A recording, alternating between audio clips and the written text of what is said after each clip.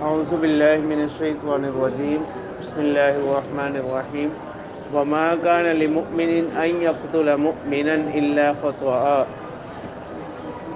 یہاں سے سورت کا 24واں حکم بیان کر رہے ہیں اور قتل کی چند صورتیں یہاں بیان کی جائیں گی اور ان کا حکم۔ عقلاً قتل کی 8 صورتیں بنتی ہیں کہ کوئی بھی جو قتل ہے وہ عمدن ہوگا یا خطاً ہوگا۔ عمدن ہوگا یعنی جان بوجھ کر کسی کو ایسے آلے سے قتل کرنا جس سے قتل ہو جائے، اس کو عمد کہتے ہیں۔ اور دوسرا یہ قتل خطا ہوگا، کیا وہ قتل کسی نے جان بوجھ کر نہیں کیا، غلطی سے ہوگی۔ اور مقتول 4 حالتوں سے خالی نہیں۔ مقتول یا تو مسلمان ہوگا،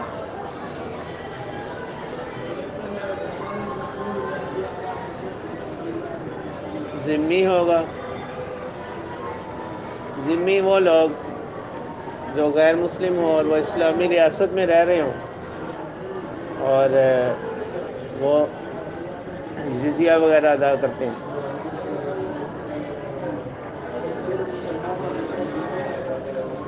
اور یا وہ جو مقتول ہے مصالح و مستامن ہو، یعنی جن سے صلح ہو، کسی بات پر صلح ہو جائے کسی قبیلے کے ساتھ، قوم کے ساتھ۔ اور چوتھی قسم مقتول کی حربی ہو، یعنی وہ لوگ جن سے جنگ ہو، حربی تو ان میں سے ہر ایک کے ساتھ 4 کے ساتھ عمد اور 4 کے ساتھ خطا، یہ کل کتنی ہو گئی؟ 8 صورتیں ہوں گی۔ ان میں سے بعض کا حکم یہاں بیان کیا جائے گا، بعض کا حدیث میں ہے، تفصیل اس کی فقہ کی کتابوں میں۔ اللہ تعالیٰ فرماتے ہیں وما كان لمؤمن ان يقتل مؤمنا الا خطأ۔ کسی مسلمان کی یہ شان نہیں، وما كان لمؤمن، ایک ترجمہ اس کا یہ ہے کہ کسی مسلمان کی یہ شان نہیں ان يقتل مؤمنا الا خطأ، یا کسی مسلمان کے لیے یہ بات جائز نہیں کہ وہ کسی مسلمان کو قتل کرے، کہ وہ کسی مسلمان کو کیا کرے؟ قتل کرے۔ الا خطأ، مگر یہ کہ وہ قتل ہو جائے خطاً، غلطی سے ہو جائے، اس کا ارادہ نہیں تھا، اس کا قصد نہیں تھا، غلطی سے کیا ہو گیا؟ قتل ہو گیا۔ تو اب اگر کوئی ایسا کر لے، کسی کو خطاً کیا کر دے؟ قتل کر دے۔ اپنے احمد کا تو آپ کو پتہ ہے، سورہ بقرہ میں اللہ تعالیٰ فرماتے ہیں یا ایھا الذین آمنوا کتب علیکم القصاص فی القتلی، اس کا حکم تو الگ ہو گیا۔ خطاً اگر کسی نے کسی کو قتل کر دیا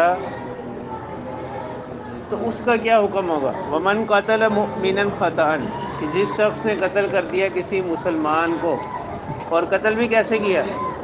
خطاً کیا، فتحریر رقبۃ مؤمنۃ، تو ایک مؤمنہ، فتحریر رقبۃ مؤمنۃ یعنی ایک گردن کا آزاد کرنا ہے، مسلمان غلام یا لونڈی۔ ودیۃ مسلمۃ الی اہلہ، اور دیت اس پر ہوگی مسلمۃ الی اہلہ، جو کہ لوٹائی جائے گی، سپرد کی جائے گی اس کے اہل کی طرف، یعنی جو مقتول ہے اس کے اہل کی طرف۔ الا ان یصدقوا، الا یہ کہ وہ کیا کر دیں؟ مگر یہ کہ وہ معاف کر دیں۔ یصدقوا کون لوگ؟ مقتول کے جو ورثاء ہوں گے، کیونکہ دیت کن کو دی جائے گی؟ مقتول کے ورثاء کو۔ ہاں، یا تو اب معاف کرنے کی 2 صورتیں ہیں کہ یا تو سب معاف کر دیں، یا تو سب کیا کر دیں؟ معاف کر دیں۔ اور ایک صورت یہ کہ کچھ لوگ معاف کریں کچھ نہ کریں، اس صورت میں جتنا وراثت کی مقدار کے لحاظ سے اس کا حصہ بنتا ہوگا اتنی دیت دینی لازم ہوگی۔ الا ان یصدقوا، ایک صورت یہ ہے کہ تمام ورثاء معاف کر دیں، اور دوسری صورت یہ کہ بعض کا معاف کریں، سارے نہ کریں۔ تو اس صورت میں یہ ہوگا کہ جتنے لوگوں نے معاف کیا اتنا لوگوں کے تناسب سے حصہ کیا ہوگا، کم ہو جائے گا، باقی دینا پڑے گا۔ فَإِنْ كَانَ مِنْ قَوْمٍ عَدُوٍّ لَكُمْ وَهُوَ مُؤْمِنٌ فَتَحْرِيرُ رَقَبَةٍ مُؤْمِنَةٍ، اگر مقتول جو ہے وہ ایسی قوم سے ہے عَدُوٍّ لَكُمْ کہ تمہاری اور ان کے درمیان کیا ہو، دشمنی ہو، تمہارے اور ان کے درمیان دشمنی ہو، وَهُوَ مُؤْمِنٌ، اور اس حال میں کہ وہ کیا ہو، مومن ہو، فَتَحْرِيرُ رَقَبَةٍ مُؤْمِنَةٍ، یعنی اس کے باقی جو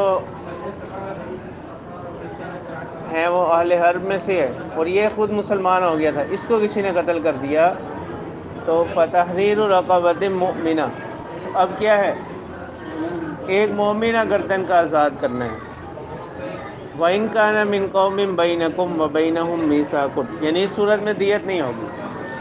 تیسری صورت یہ ہے کہ اگر جس کو قتل کیا وہ ایسی قوم سے تھا بَيْنَكُمْ وَبَيْنَهُمْ مِيثَاقٌ، کہ تمہارے اور ان کے درمیان کوئی معاہدہ ہو چکا تھا، تمہارے اور ان کے درمیان کوئی معاہدہ ہو چکا تھا،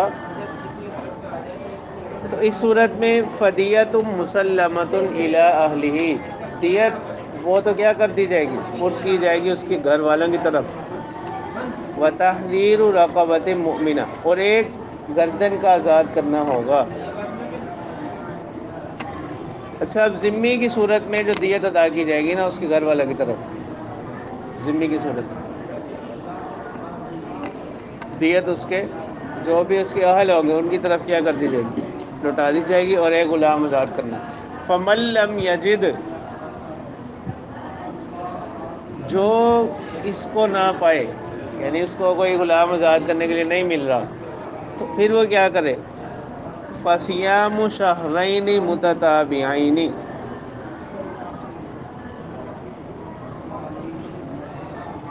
کہ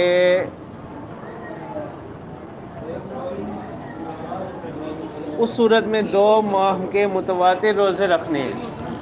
اگر درمیان میں کوئی ایک بھی ناغہ آ گیا تو پھر دوبارہ اس کو روزے رکھنے پڑیں گے۔ 2 ماہ کے متتابعین، کیسے روزے رکھنے ہیں، لگاتار رکھنے ہیں، مسلسل رکھنے ہیں۔ اگر درمیان میں کوئی چھوٹ گیا تو پھر سے دوبارہ اس کو کیا کرنے پڑیں گے، رکھنے پڑیں گے۔ اچھا، اب یہاں پر جو ہم نے تینوں اس میں جو سزائیں دیکھی وہ کیا ہیں، دیت اور غلام آزاد کرنا۔ دیت جو قاتل ہے، یہ جو غلام آزاد کرنا ہے، روزے رکھنا وغیرہ، اس طرح کے جو احکام ہیں وہ اس کو خود کرنے پڑیں گے۔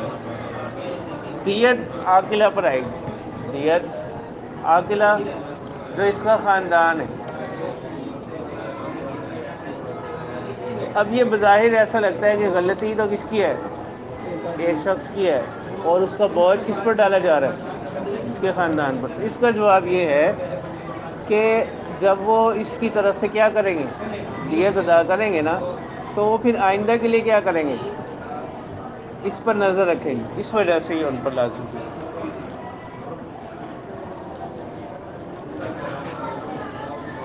توبۃ من اللہ، یہ جتنے بھی ہم نے صورتیں بیان کی، احکام بیان کی، یہ کیا ہے کہ جو شخص کیا کرنا چاہے، توبہ کرنا چاہے، تو یہ توبہ کا طریقہ ہے اللہ کی جانب سے۔ وَكَانَ اللَّهُ عَلِيمًا حَكِيمًا، اور اللہ تعالیٰ کی ذات جاننے والے، حکمت والے۔ وَمَن يَقْتُلْ مُؤْمِنًا مُتَعَمِّدًا، تو یہ مستقل حکم بھی اس کو شمار کیا جا سکتا ہے، اور گزشتہ حکم کا یہ ایک حصہ، تو اگر مستقل حکم شمار کریں تو یہ 25واں حکم ہوگا۔ اللہ تعالیٰ فرماتے ہیں کہ جو کوئی جان بوجھ کر کیا کر دے، قتل کر دے کسی مسلمان کو، فَجَزَاؤُهُ جہنم، تو اس کی جزا، اس کا بدلہ جہنم ہوگا، خالداً فیہا، وہ اس میں ہمیشہ رہے گا، وہ اس میں ہمیشہ رہے گا۔ وغضب اللہ علیہ، اور اللہ کی اس پر ناراضگی ہے، غصہ ہے۔ ولعنہ، اور اللہ تعالیٰ اس پر لعنت فرماتے ہیں، یعنی ایسے شخص کو اپنی رحمت سے دور کر دیتے ہیں۔ وَأَعَدَّ لَهُ عَذَابًا عَظِیمًا، اور اللہ تعالیٰ نے تیار کر رکھا ہے اس کے لیے بڑا عذاب۔ اب یہاں پر اللہ تعالیٰ فرما رہے ہیں فَجَزَاؤُهُ جَهَنَّمُ خَالِدًا فِيهَا، اسی طرح اس میں 12ویں پارے میں بھی آتا ہے خالدین فیہا ما دامت السماوات والارض۔ تو اہل سنت کے ہاں قرآن و سنت کی دیگر نصوص وہ اس طرح اشارہ کرتی ہیں کہ کوئی جو بھی اہل ایمان ہوں گے وہ بالآخر ان کا انجام کیا ہوگا؟ جنت میں داخل ہوں گے، وہ بالآخر کیا ہوں گے؟ جنت میں داخل ہوں گے۔ تو یہاں آ رہا ہے خالدن فیہا، کہ جو کوئی کسی مسلمان کو جان بوجھ کر قتل کرے گا وہ اس میں جہنم، اس کی جزا جہنم ہے اور وہ اس میں ہمیشہ رہے گا۔ اور جبکہ قرآن و سنت کی دوسری نصوص سے یہ معلوم ہوتا ہے کہ جو بھی مسلمان ہو وہ بالآخر کہاں داخل ہوگا؟ جنت میں داخل ہوگا۔ تو یہ تو بظاہر دونوں کے مضامین میں تعارض نظر آتا ہے، ایک طرف کہا جا رہا ہے وہ ہمیشہ رہے گا اور ایک طرف ہے کہ وہ بالآخر جنت میں جائے گا۔ اور وہ جو جہنم میں جانا بھی ہے اس کی بھی توجیہ علماء نے بیان کی کہ جنت جو ہے وہ ایک پاکیزہ جگہ ہے، تو یہ جو سزا جتنے عرصے جہنم میں رہے گا تو وہ اس کو اس پاکیزہ جگہ کے لیے کیا کیا جائے گا؟ صاف کیا جائے گا۔ تو بہرحال یہ ایک الگ بحث ہے۔ تو آیت کا جو مضمون ہے وہ یہ تھا، سوال سمجھ آ گیا کہ یہاں کہا جا رہا ہے خالدن فیہا، تو اس کے مختلف جواب دیے گئے۔ ایک جواب تو یہ ہے کہ خالدن سے مراد یہ جو جزا بیان کی جا رہی ہے نا، یہ اس صورت میں ہے اگر کوئی کسی مسلمان کے قتل کو حلال سمجھے، کوئی شخص اپنے کسی مسلمان بھائی کے قتل کو حلال اور جائز سمجھے تو اس کی جزا یہ ہے کہ وہ جہنم میں ہمیشہ رہے گا۔ اب دونوں طرح کی نصوص پر کیا ہو جائے گا؟ عمل ہو جائے گا۔ اور ایک تو جی اس کی یہ ہے کہ خلود یہاں پر جو کہا جا رہا ہے خالدین فیہا، اس سے مراد ہمیشہ نہیں ہے، اس سے مراد ہمیشہ نہیں ہے، بلکہ یہ کنایہ ہے کس سے؟ مقصد طویل سے، کہ جو کوئی جان بوجھ کر کسی مسلمان کو قتل کرے گا اس کی جزا کیا ہوگی؟ اس کا بدلہ وہ جہنم ہوگا، اور اس جہنم میں ایک لمبے عرصے تک اس کو کیا کرنا پڑے گا؟ رہنا پڑے گا۔ تو اس لمبے عرصے کو کس سے تعبیر کر دیا؟ خالدن فیہا، ہمیشہ رہنے سے۔ تو خالدن فیہا یہ کنایہ ہے کس سے؟ مقصد طویل سے، میم کاف تھا، مقصد طویل سے کنایہ۔ اب آگے اللہ تعالیٰ فرماتے ہیں یا ایھا الذین آمنوا اذا ضربتم فی سبیل اللہ۔ اب اس کے شان نزول میں مختلف روایات ہیں، اور بعض مفسرین نے یہی روایات جو اوپر آیت گزری، آیت نمبر 92 وما کان لمؤمن ان یقتل مؤمنا الا خطأ، اس میں بیان کی ہیں، اور بعض مفسرین نے یا ایھا الذین آمنوا اذا ضربتم فی سبیل اللہ اس آیت کے تحت میں کیا کی ہیں؟ بیان کی ہیں۔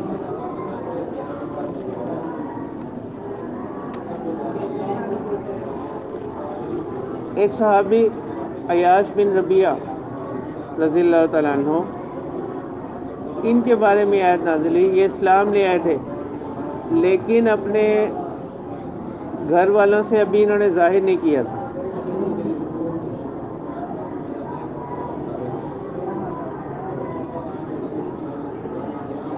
تو ان کی والدہ نے ان کی تلاش میں ان کے بھائیوں کو بھیجا، اور ان کے ساتھ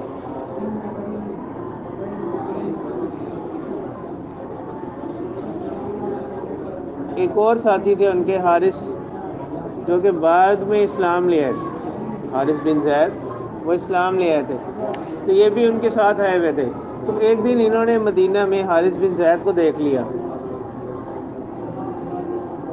اور ان کو پتہ تھا کہ یہ میری تلاش میں آئے ہوئے ہیں، لیکن ان کو یہ نہیں پتہ تھا کہ یہ اسلام قبول کر چکے ہیں، تو انہوں نے ان کو قتل کر دیا کافر سمجھ کر۔ حارث بن زید کو قتل کر دیا، عیاش بن ربیعہ رضی اللہ تعالیٰ عنہ۔ اور ایک روایت یہ ہے کہ غزوہ احد کے اندر حضرت حذیفہ بن یمان رضی اللہ تعالیٰ عنہ کے والد جو کہ مسلمان تھے، ان کو اب ان کے بھی اسلام کا علم نہیں تھا، تو غزوہ احد میں بعض مسلمانوں نے ان کو کیا کر دیا، غزوہ احد میں شہید کر دیے گئے، اور مسلمانوں نے کافر سمجھ کے ان کو مار دیا۔ تیسری روایت حضرت ابو درداء رضی اللہ تعالیٰ عنہ کے بارے میں آتی ہے کہ انہوں نے ایک چرواہے کو قتل کر دیا، اور جس وقت یہ قتل کرنے لگے اس نے کلمہ پڑھ لیا تھا۔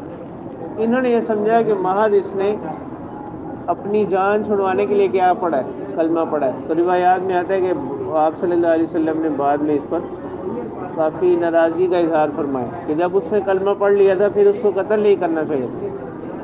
تو یہ مختلف روایات شان نزول میں بیان کی گئی۔ تو حاصل ان کا یہ ہے کہ کوئی بھی کام کرنے سے پہلے کیا کر لو، اہل ایمان کو نصیحت کی جا رہی ہے کہ کوئی بھی کام کرنے سے پہلے اچھی طرح تصدیق کر لیا کرو، خاص طور پہ جب کہ وہ معاملہ کس کا ہو، کسی مسلمان سے متعلق۔ تو اس آیت سے بھی معلوم ہوتا ہے، جو آگے بھی آ جائے گی، کہ کسی بھی شخص کے اسلام کے لیے ظاہری علامات کیا ہوں گی، کافی ہوں گی، اس کے زیادہ باطن کو نہیں کریدنا چاہیے۔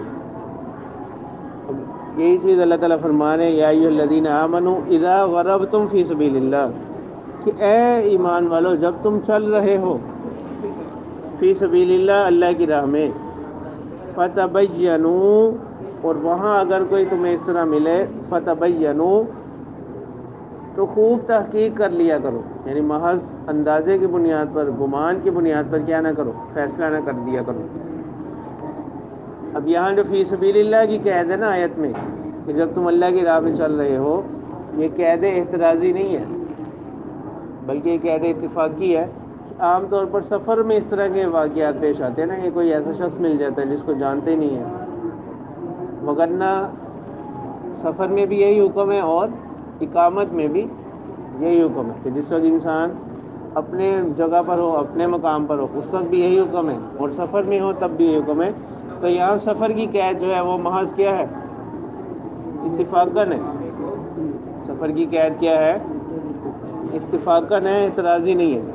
فتبینوا، تو خوب تحقیق کر لیا کرو، ولا تقولوا لمن القى الیکم السلام لست مؤمنا، اور جو شخص تمہاری طرف سلام کو پھیرے اس کو یہ نہ کہو کہ لست مؤمنا، کہ تم کیا نہیں ہو، ایمان والے نہیں، تم کیا نہیں ہو، یعنی جو تمہیں سلام کرے تو اس کے سلام کرنے کو اس کی علامت سمجھو کہ یہ شخص کیا ہے، سلمان، یعنی جو تمہاری طرف سلامتی کو ڈالے، ٹھیک ہے۔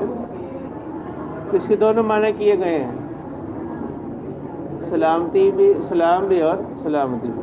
تبتغون عرض الحیات الدنیا، اللہ تعالیٰ فرما رہے ہیں کہ تم تلاش کرتے ہو دنیا کی زندگی کا سامان، یعنی تمہیں تو یہ ہوتا ہے کہ ہم اسے مار کر کیا کر لیں، اس کے پاس جو چیزیں ہیں وہ غنیمت کے طور پر لے لیں۔ فعند اللہ مغانم کثیرہ، تو اللہ تعالیٰ فرما رہے ہیں کہ ایسا کرنے سے احتیاط کرو، کیا ہوگا، فعند اللہ مغانم کثیرہ، اللہ کے پاس کیا ہے، بہت سی غنیمتیں ہیں۔ تو اللہ تعالیٰ تمہارے اس عمل کی برکت سے تمہیں بہت سے انعامات اور اجر عطا فرمائیں گے۔ کذالک کنتم من قبل، اللہ تعالیٰ فرما رہے ہیں کہ تم لوگ بھی تو پہلے اسی حالت میں ہی تھے نا، گمراہی کی زندگی گزار رہے تھے۔ فمن اللہ علیکم، تو اللہ نے تم پر کیا کر دیا، احسان کر دیا، انعام کر دیا۔ فتبینوا، تو لہٰذا آئندہ کے لیے ہے کہ خوب تحقیق کر لیا کرو، کوئی بھی جب معاملہ تمہارے سامنے پیش آئے تو کوئی بھی حکم لگانے سے پہلے تحقیق کر لیا کرو، یعنی محض حسن ظن کی بنیاد پر، یا محض اس بنیاد پر کہ آپ نے پہلے سے ہی کسی کے بارے میں گمان بنایا ہوا کہ یہ شخص برا ہے، اس بنیاد پر فیصلے نہ کیا کرو۔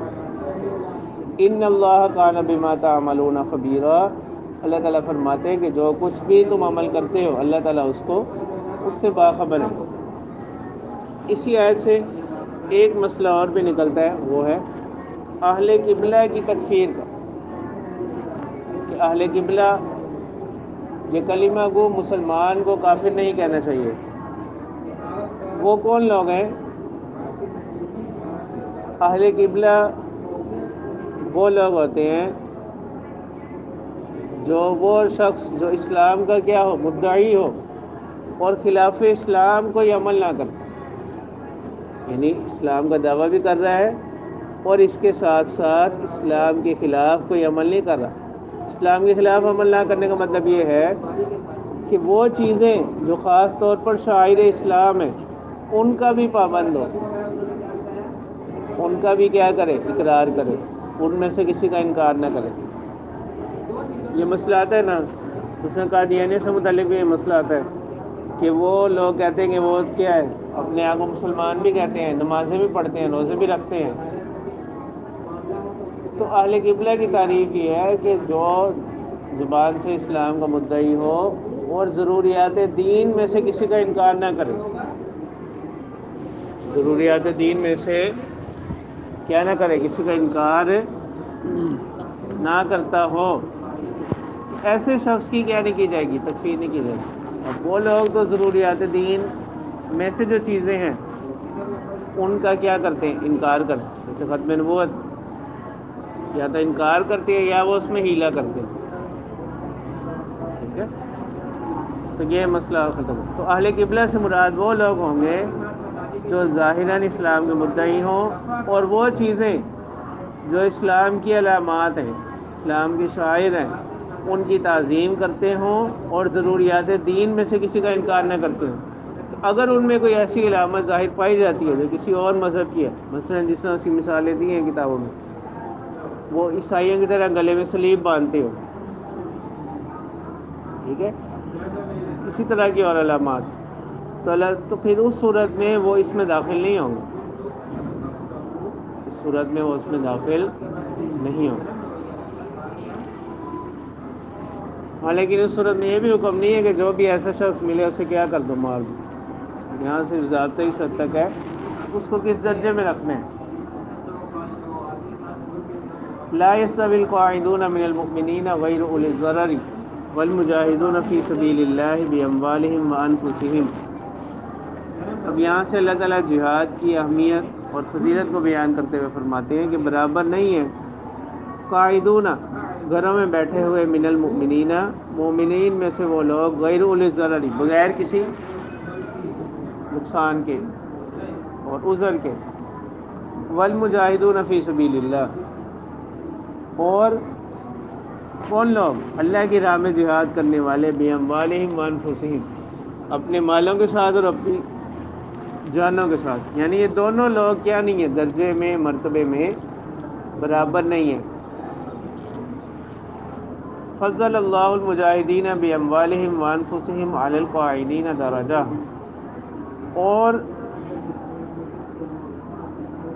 اللہ تعالیٰ نے فضیلت دی مجاہدین کو جو کہ جہاد کرنے والے ہیں اپنے مالوں کے ساتھ اور اپنی جانوں کے ساتھ، ان لوگوں پر، علی القاعدین، جو بغیر کسی عذر کے بیٹھے، ہاں یہ قید اس کے ساتھ ہوگی، علی القاعدین، بغیر کسی عذر کے گھروں میں بیٹھے، درجتاً، ایک درجہ اللہ نے ان کو کیا دیا، فضیلت بخشی ہے، یعنی درجے کے اعتبار سے، مرتبے کے اعتبار سے ان کو فضیلت بخشی۔ اس سے مراد علماء فرماتے ہیں کہ جو کام ایسے درجے کے ہوں کہ عام حالات میں جہاد وہ سب پر فرض نہیں ہے، جہاد کیا نہیں ہے، سب پر فرض نہیں ہے، بلکہ جہاد بھی اور اس کے علاوہ اور ایسے کام جو اجتماعی اور قومی ضرورتوں کے ہیں، جو اجتماعی اور قومی ضرورتوں کے آتے ہیں، تو ان کا درجہ شریعت نے فرض کفایہ کا رکھا ہوتا ہے۔ فرض کفایہ یعنی اگر چند لوگ اس کو کیا کر لیں، ادا کر دیں، تو باقیوں کی طرف سے کیا ہو جائے گا، کفایت کر دے گا۔ جیسے نماز جنازہ ہے کہ اگر چند لوگ محلوں میں سے کیا کر لیں، ادا کر لیں، تو سب کی طرف سے ہو جائے گا۔ جیسے اعتکاف ہے، تو بھی اگر چند لوگ ادا کر لیں تو بستی یا محلے کی طرف سے کافی ہو جائے گا۔ اب دین کی تعلیم و تبلیغ ہے، وہ بھی اگر چند لوگ کر لیں تو باقی بستی کی طرف سے کیا ہو جائے گا۔ ہاں، اگر سارے ہی نہ کریں پھر وہ گناہ میں مبتلا ہو، جیسے حدیث مبارکہ میں آتا ہے نا کہ اللہ تعالیٰ نے حضرت جبرائیل علیہ السلام کی طرف پیغام بھیجا کہ فلاں بستی کو کیا کر دو، الٹ دو، وہ گنہگاروں کی بستی ہے۔ تو حضرت جبریل علیہ السلام نے عرض کیا کہ اے اللہ وہاں پر تو آپ کا فلاں ایک بندہ بھی ہے، تو کیا اس کو بھی سب کے ساتھ ہی الٹ دیا جائے؟ تو اللہ تعالیٰ نے فرمایا کہ ہاں اس کو بھی ان کے ساتھ ہی الٹ دو، باقی بستی والوں کے ساتھ۔ کیوں؟ کیونکہ میری نافرمانیاں دیکھ کر اس کے چہرے پر کبھی کیا نہیں ہوا، تغیر نہیں ہوا، ٹھیک ہے؟ یعنی وہ بھی تو یہ تغیر کا نہ آنا یہ بھی گویا کس کی علامت ہے؟ رضامندی۔ جیسے حدیث مبارکہ میں آتا نا کہ اگر کسی جگہ کوئی برا کام ہو رہا ہے اور کوئی اس کو برا سمجھے، وہ ایسے ہی سمجھا جائے گا جیسے وہ اس سے کیا ہے، غائب ہے۔ اور اگر کوئی کسی برے کام کو اچھا سمجھتا ہے اور وہ وہاں پر وہ نہیں بھی ہے تو پھر بھی وہ کیا سمجھا جائے گا؟ موجود ہی سمجھا جائے گا۔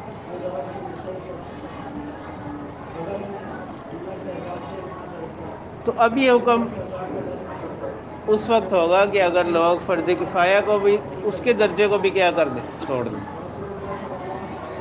اس تمام کے باوجود اللہ تعالیٰ فرمانے ہیں وَقُلْ لَوْ وَعَدَ اللَّهُ الْحُسْنَى، ہر ایک سے اللہ تعالیٰ نے کیا کیا؟ وعدہ فرمایا اچھے بدلے کا۔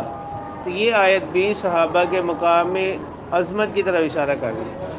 وَفَضَّلَ اللَّهُ الْمُجَاهِدِينَ عَلَى الْقَاعِدِينَ أَجْرًا عَظِيمًا، اور اللہ تعالیٰ نے فضیلت دی مجاہدین کو، جہاد کرنے والے کو، علی القاعدین بیٹھے رہنے والوں پر، اجر عظیم، بڑا اجر۔ تو اس سے مراد ہوا کہ بیٹھے رہنا، ہر حال میں گھروں میں بیٹھے رہنا، وہ کیا نہیں ہے؟ مطلقاً عیب نہیں ہے۔ یہ اس وقت عیب ہوگا جب کیا ہو جائے؟ نفیر عام ہو جائے۔ جب کیا ہو جائے؟ نفیر عام ہو جائے اور ہر کسی کو نکلنے کا حکم ہو جائے، پھر جو لوگ گھروں میں بیٹھے رہے۔ درجات منہ و مغفرۃ و رحمہ، اللہ تعالیٰ نے بخشے ان لوگوں کو درجات، مرتبے اپنی جانب سے، و مغفرۃ، اور مغفرت، و رحمہ، اور اپنی رحمت ان پر اللہ نے نازل فرمائی۔ وکان اللہ غفورا رحیما، اور اللہ تعالیٰ بخشنے والے مہربان ہے۔